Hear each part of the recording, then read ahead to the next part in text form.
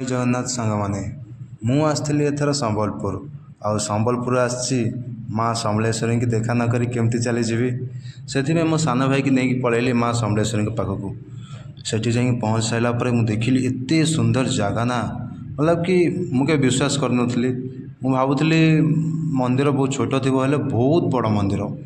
जदि केवे किए जाइछन्ति ताले कमेंट रे कहिबे केमती लागे से मंदिर केमती जगह सेठी कियार हेले मते तो बहुत भल लागिला एक्चुअली मु सेठी जाई देखिली पूरा फ्री मतलब कि आपण जाई देखिबे परिवेश एते सुंदर लागिवो ना मतलब सब जगह शांति लागिवो आपनको आ सेठी सब सिस्टम भी अच्छी जी पानी रे आपण जाई फास्ट गोड़ हाथ धोई पारिबे पानी आपण मुंडरे छिंची पारिबे हाथ धोई पारिबे पूरा क्लीन मतलब कौन जने जगार भी टिके भी नासना नहीं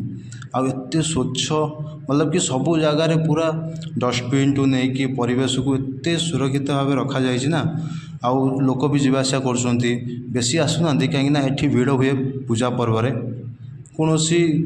पर्व पर्वाणी रे माँ पाखे बहुत भिड़ लगे हेले से दिन बहुत फ्री थिला कहीं पूरा फांका थिला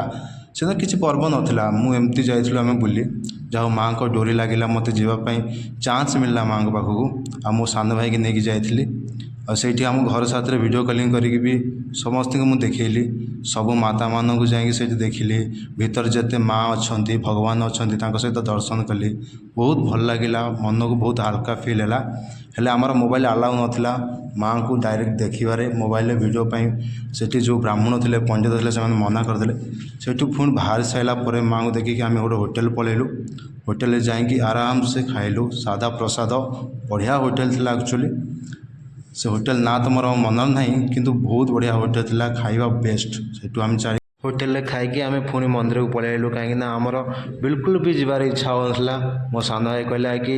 एबे तो किसी भी नुहे नाइट रे तो बहुत भल व्यू हम आसो नाइट रे देखापी मुझे ठीक अच्छे ताल नाइट रे आसवा देखापी हेले अधे घंटा खंड बसिकी पलैया